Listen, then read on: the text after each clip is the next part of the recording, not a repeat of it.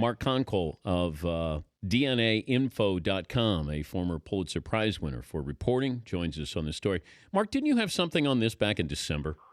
Yeah, I started looking into it, right around the time that Jackie Robinson West won the title.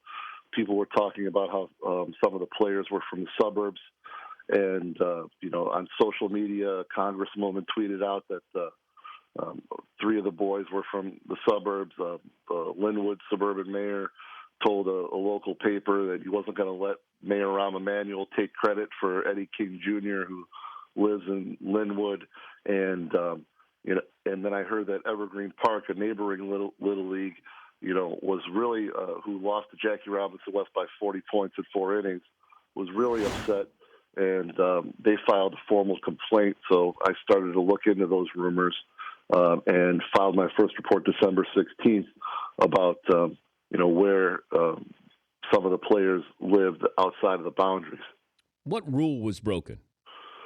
Well, what happened is Little League said they investigated and the case was closed, but it came out that in 2014, before the season, Jackie Robinson West president and the district administrator filed a new residency map that overlapped 3 other leagues within the district, which is against Little League rules unless you get permission from those league presidents. And it turned out that Jackie Robinson West didn't get that permission. They filed it in secret. And after winning the title and after I called them and asked questions about residency, Jackie Robinson West and the district administrator met with the league to ask for permission to expand their boundaries going forward, when in fact they had already expanded the boundaries without their permission.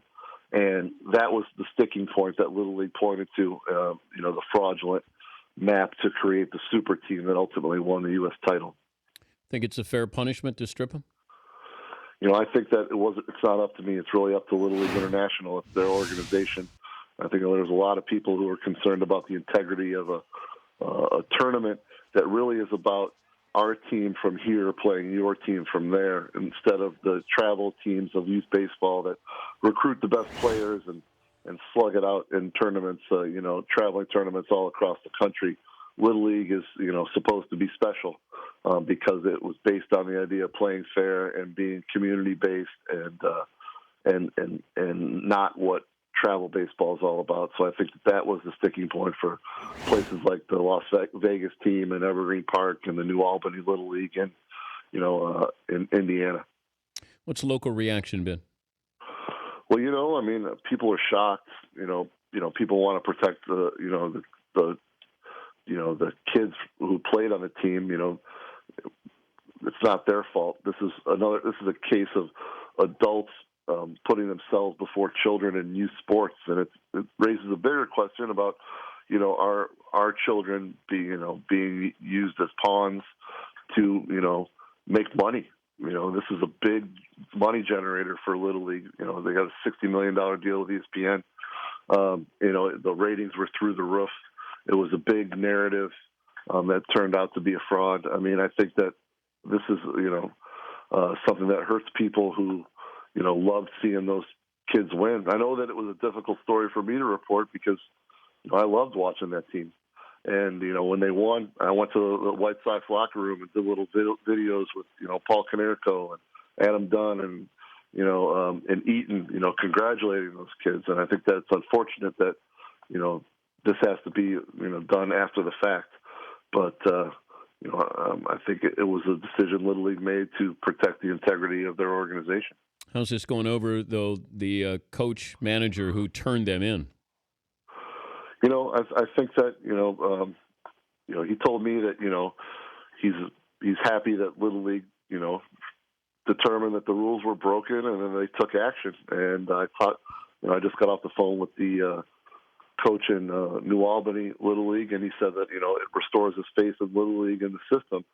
And I think that's important to people who are, especially from small towns around the country, who are volunteering their time to play Little League, and they're going through the system to, make it to the regionals and make it to Williamsport.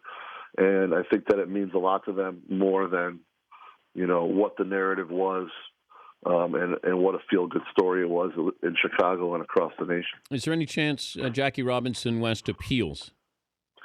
I don't know if there's in the rules if that's a possibility, but I know in the rules for sure it says that Little League's decisions are final and binding. So I don't know, but I got to tell you that the information that was presented at closed door meetings in Chicago a few weeks ago that led to this decision, doesn't seem to be false.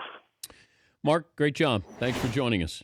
Thanks, Dan. All right, Mark Konkol of DNAinfo.com, former Pulitzer Prize winner for local reporting.